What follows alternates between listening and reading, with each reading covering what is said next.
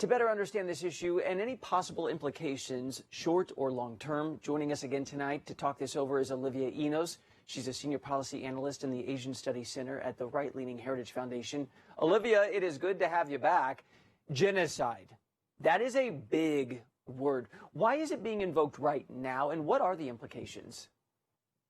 Well, this is a really big move by the Trump administration at the final hour to issue a determination saying that genocide and crimes against humanity are taking place against Uyghurs and other ethnic and religious minorities in Xinjiang. This move is not just feel good, it's not just symbolic. Historically, genocide and atrocity determinations in the United States have meant follow on action, both from Congress and also from administrations on opposite sides of the political spectrum. For example, under the Obama administration, Secretary Kerry, in actually quite the late days of the Obama administration, issued an ISIS genocide determination.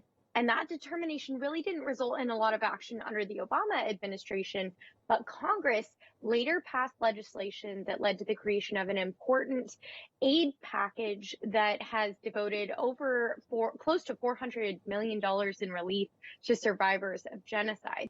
I'm going to put on the glasses of a realist also, though, because things like human rights, of course, that is of paramount importance. But also, could this mean things like American companies or businesses can't trade with certain firms in, let's say, the Xinjiang province where we know, these people are located and possibly forced labor could be happening? Yeah, you're absolutely right. Actually, just last week, the Trump administration expanded withhold release orders through the Customs and Border Protection, saying that tomatoes and cotton cannot make their way into the U.S. That would be cotton and tomatoes originating in Xinjiang.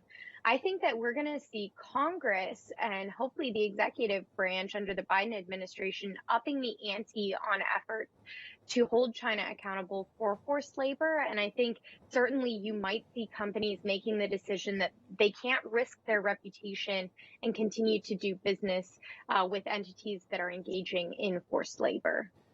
I guess my final question would be, what now? I mean, most immediately, we hope that they stop, forcing sterilization on these women and reportedly having to drink alcohol, which goes against their religion, parade around naked in front of people going against their religion. But, we've seen very recently the Trump administration action on Taiwan, now on the Uighurs, some sanctions related to actions in Hong Kong. Where is this going once Joe Biden takes the reins? Well, hopefully the Biden administration recognizes the strategic nature of incorporating human rights issues into broader overarching strategy in its response to China. And hopefully this atrocity determination today makes it impossible for the next administration to ignore those human rights violations. And hopefully we'll see more businesses making decisions like that do put human rights in the spotlight and hold Chinese businesses accountable that are violating the rights of Chinese citizens.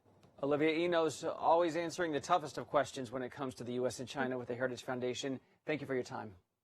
Thank you so much for having me.